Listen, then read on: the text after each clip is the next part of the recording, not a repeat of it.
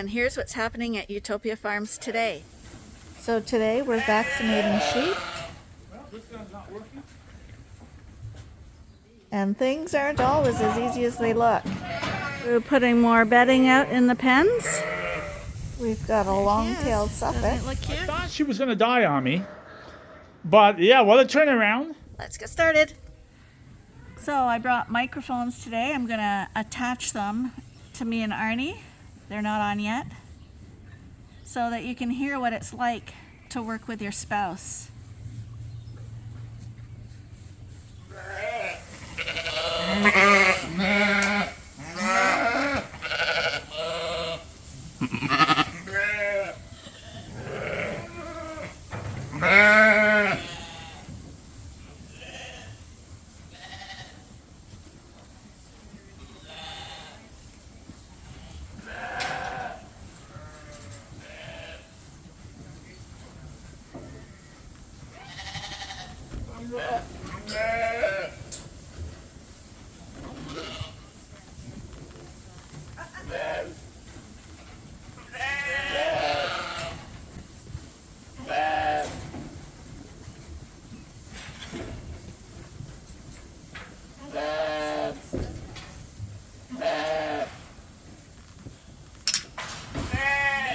So these are all the yearling ewes, plus a few of the ones we brought over from the coverall that were open. We're gathering them all up, getting the chute all ready for them, and we're going to deworm them. It's been a long time since they were dewormed. Actually, the yearling ewes have never been dewormed. The adults have been, but we're going to give them a white dewormer to make sure that they have no parasites.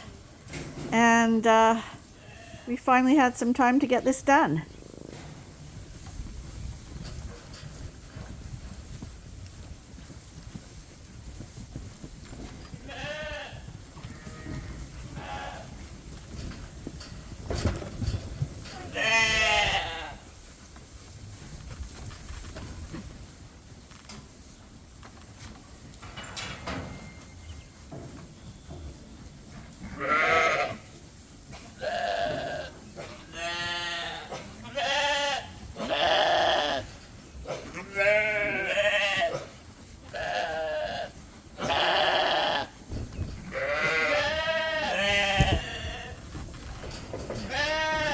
This is the passing of the microphones, so hopefully they work.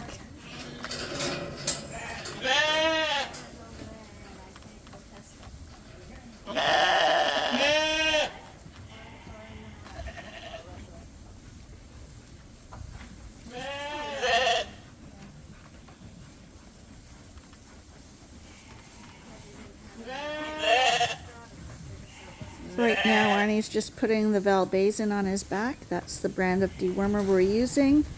The main reason we're using that is because it covers tapeworm, and that's what we're most concerned about in these ewes. If they have anything, that's what they would have.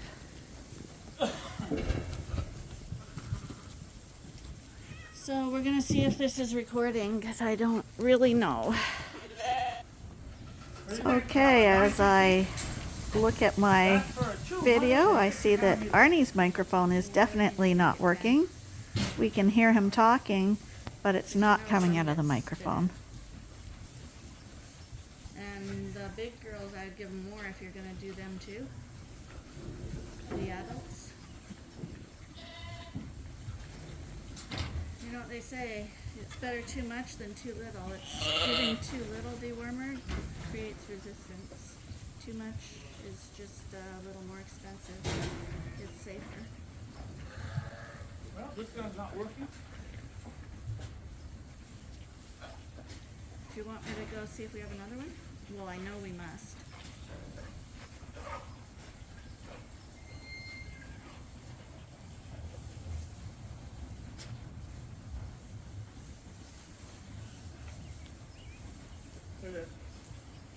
Now, do you want me to close the gate so they're all in here? Do that. Bring your gate open.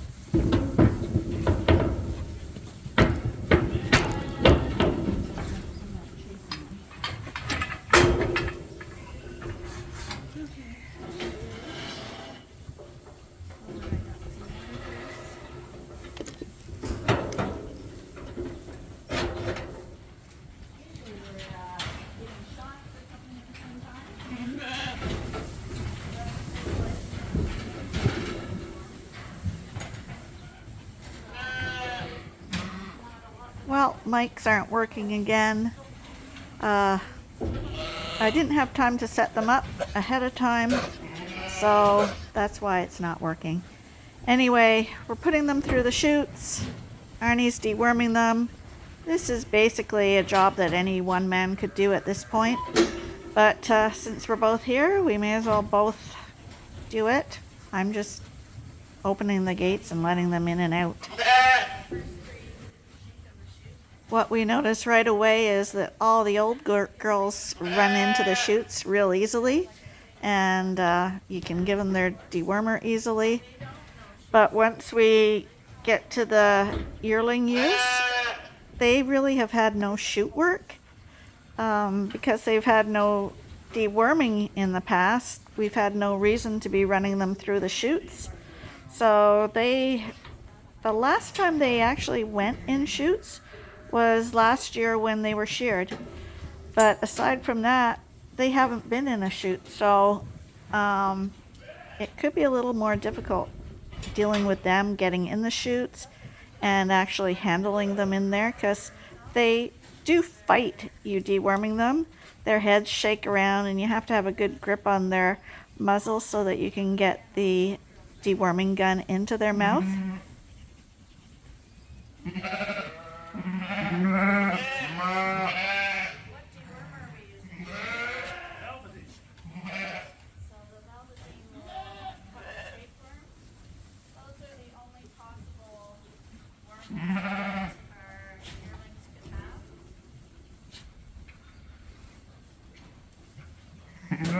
I'm just trying to have a conversation to make an interesting video, and the microphones on our chests are lit up green, but I had to put my camera on the front ledge, and the gates were all locked by the time I put my camera up there, and I couldn't climb over to see if it was actually connecting. And when I did kind of do a test. I played back a short video that I did, and I could hear the voices, but what I was hearing was the voices of me standing right close to it. It wasn't actually coming from the mic. So yes, this is a learning curve. Well, and it's actually extremely easy, but if you don't have the setup time ahead of time, it doesn't work.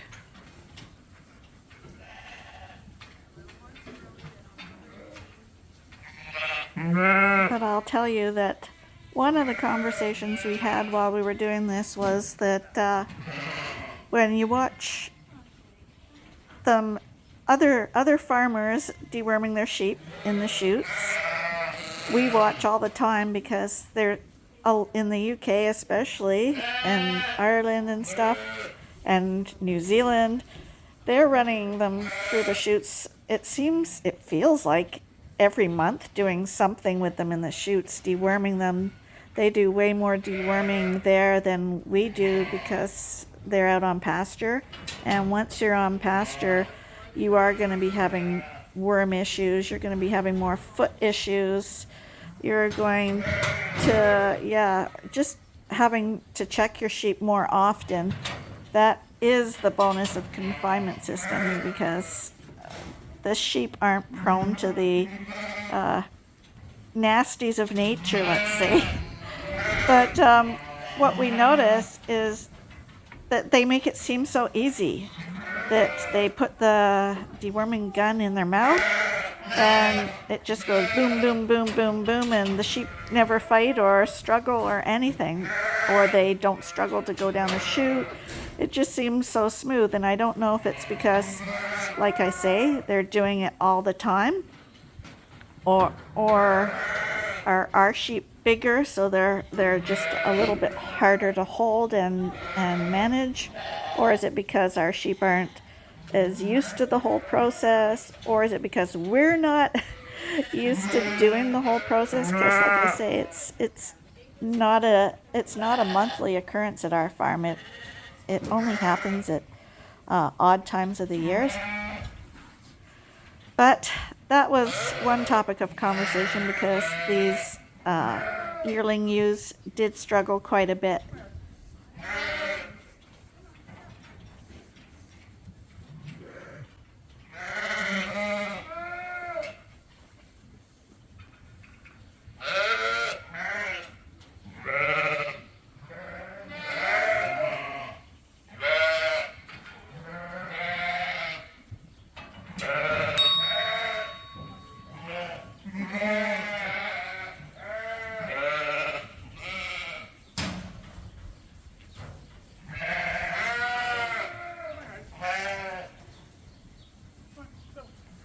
but I have to admit that all these girls actually went into the loading tub quite easily, and we didn't have to shove and force them down the chute either.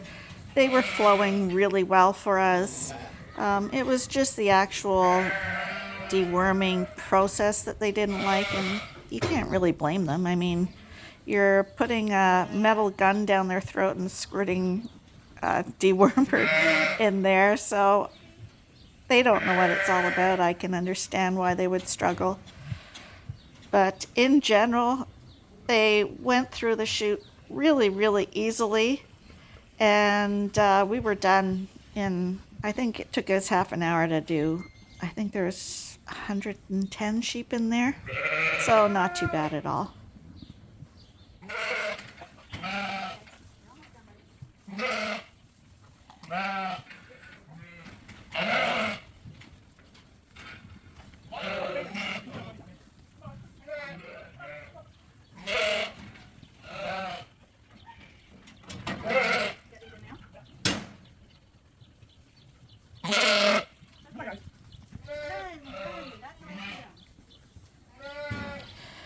We're also pretty happy with this chute too. It's a really heavy chute and hard to move, but because we have really heavy sheep, it's good and sturdy for what we do, and because we are not moving the chute frequently, it being a bit heavier isn't a major deal.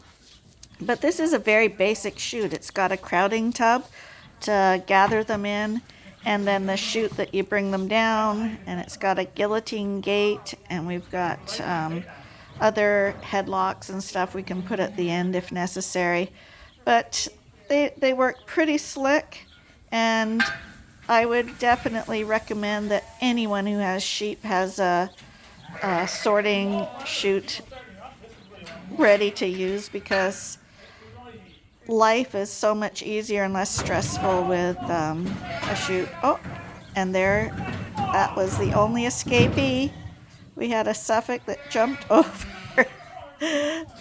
out of the crowding chute. I had her for 2 minutes, but I needed extra hands, so she's gone.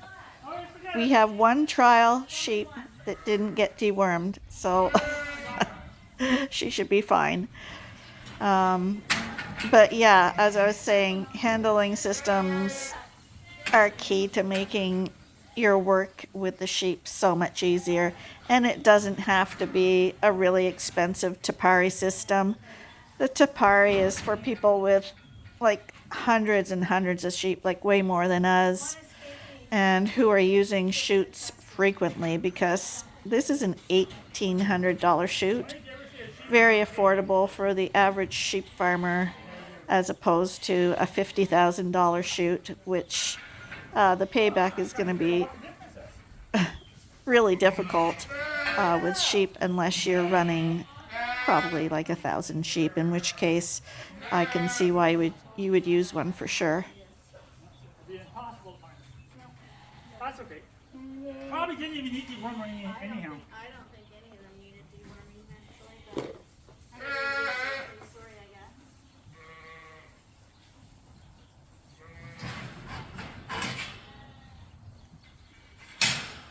I guess you're just gonna leave the sheep out. Pardon? I'll take it apart when you're not here. Well, wouldn't you leave it up, or?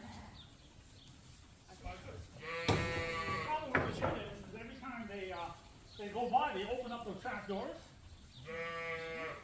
But I'll try to leave it.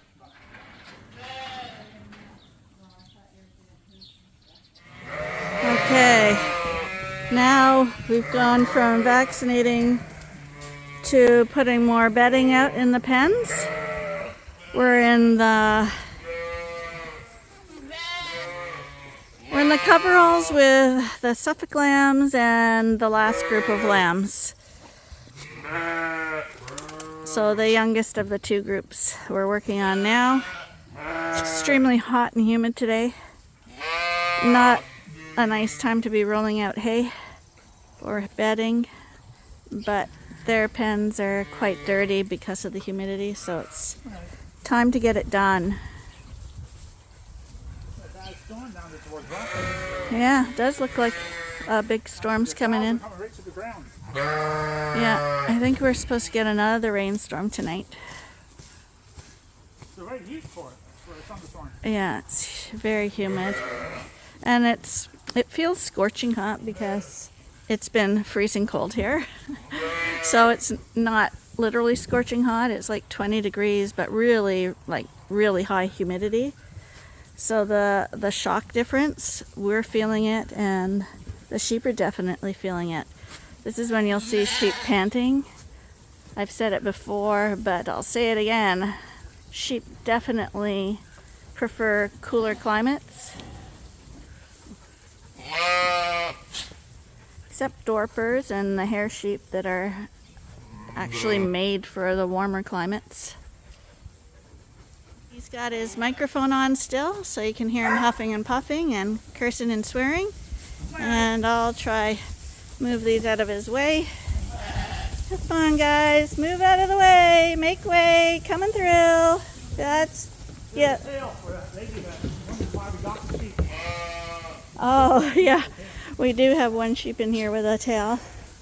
The elastic must have broken off, and so we have a tailed Suffolk this year. I don't care. I only do dock tails because people in Canada don't want long tails on their sheep. And it's going to hurt sales dramatically if you don't take the tails off them. The Suffolk with a tail is a ewe lamb. Where is she? I definitely didn't miss anybody, but occasionally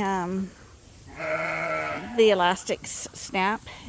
They get old and brittle or whatever, for whatever reason. Once in a blue moon, you'll have one that snaps and breaks off. And we have a Suffolk in here. I want to show you what a Suffolk with a tail looks like. Her tail's not that bad. Some Suffolks, the tail will grow right to the ground and then have a curl on the end like a lion. You would swear they had lion tails. And we had one, we called him Longtail. And he was a beautiful ram, we kept him. And we did sell him on as a breeding ram. Because when you have one that's really, really good, you really got to overlook its tail. Since most countries will leave tails on anyway. I can't find her. There she is.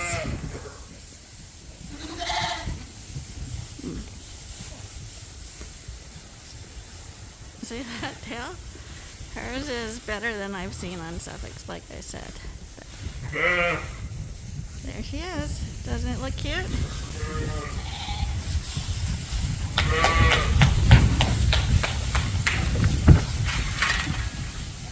Hard to show it now here at the mall.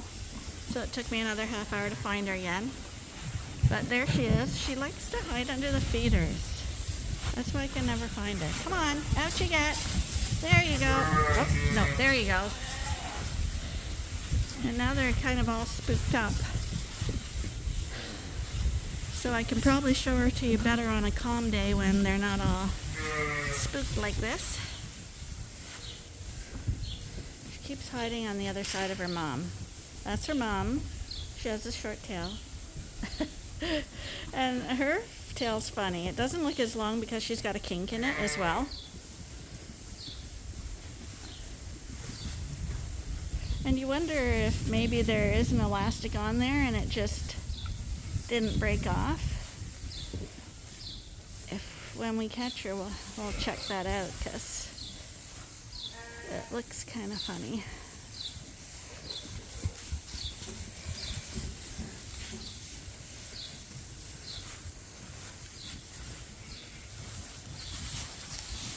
Hi. Don't be shy just because you have a long tail. We're accepting here. Yeah, it's like she knows I want to show people her tail. And she's the only one that's acting really shy. But that's a Suffolk with a long tail.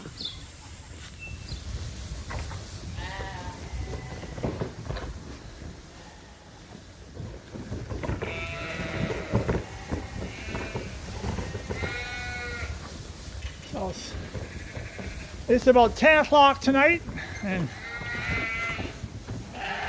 these guys all got new straw today, and all got new straw,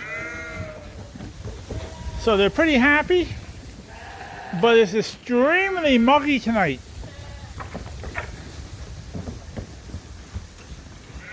So I figure they won't be running too long before they're going to be out of breath.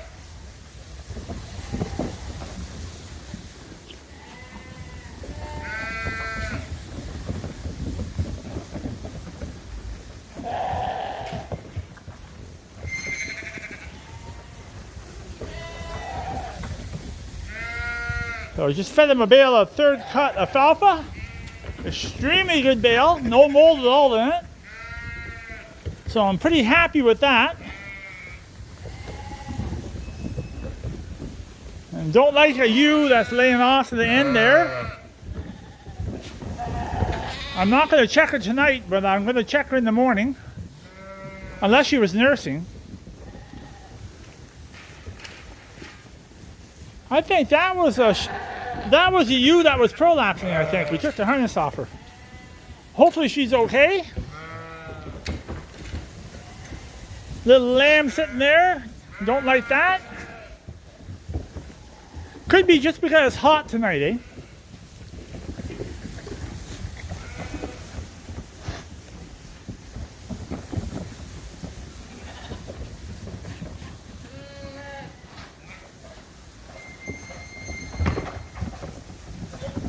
Because it is extremely muggy tonight. Like really, I'm right down in the t-shirt and it's hot and muggy. So, just brought some hay back for these lambs that they can eat hay tonight. Oh yeah, it's extremely choice hay, really nice hay. So,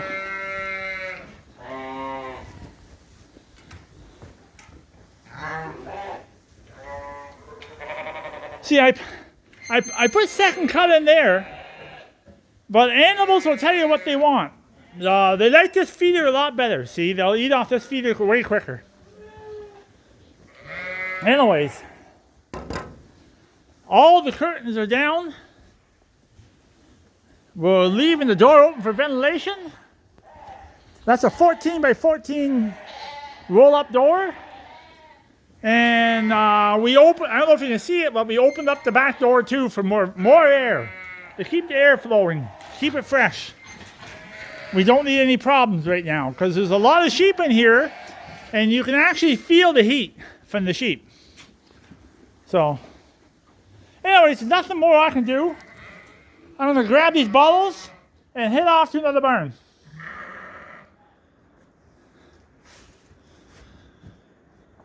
Oh, so right now, it is 60 degrees out. Hot and humid. Anyways, I'll just tell you the story on this ewe. I don't know if Lynn's in recording this or not. So, I'm pretty positive that this ewe formed a calcium shortage a few days before she had a lamb. I was explaining that. I'm not sure if Lynn put that up or not.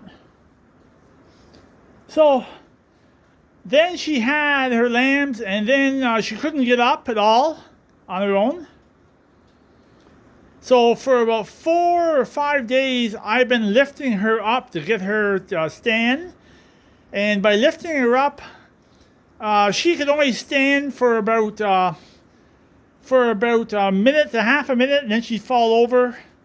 I was pretty sure I was going to put her down.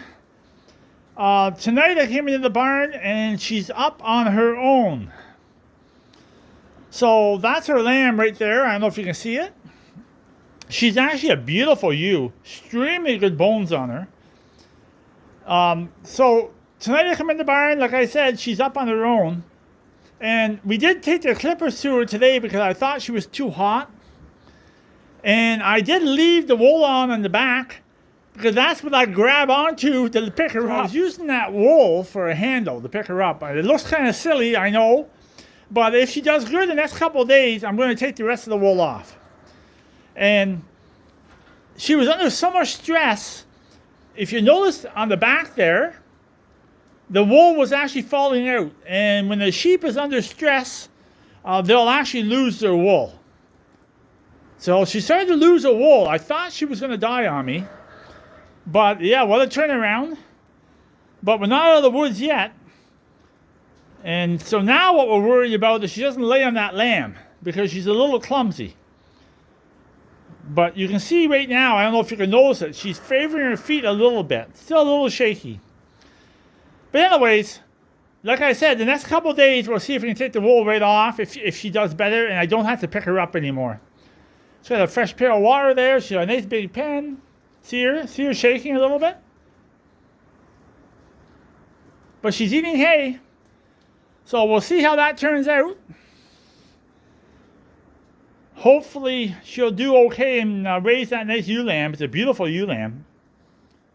That lamb's pretty safe there in the corner. So see how she's favoring her feet? So she should be getting drugs tonight. But I don't really want to upset her tonight. So I think I'll give her drugs in the morning. So she's had 2 days of drugs. 2 or 3 days with drugs, and I'm going to try to finish it off with one more drug shot, and then I'm thinking I'm going to just hopefully see how she's favoring her feet there. So she's a little weak on her feet yet, but she got up on her own, pretty happy with that. So I'm hot, right down to her t-shirt, a little bit of a red face, I'm overheating, the hair is not helping me any, so it's rained most of the day. It's raining again right now. I'm going to guess we're off the field for another week, probably. No crops going in. It's probably going to be like last year. The last week in May, everybody was roaring on the fields. And I planted my beans in the first week in June. I had a bumper crop. I'm thinking we're in for the same year again. Or it doesn't quit raining at all, and some of the crops don't even go in. So I'm going to call that a night, and we'll give you a shout in the morning and tell you what's going on. Have a good evening. Support the channel, please. Subscribe, give a click, give a like, and pass it to your best friend.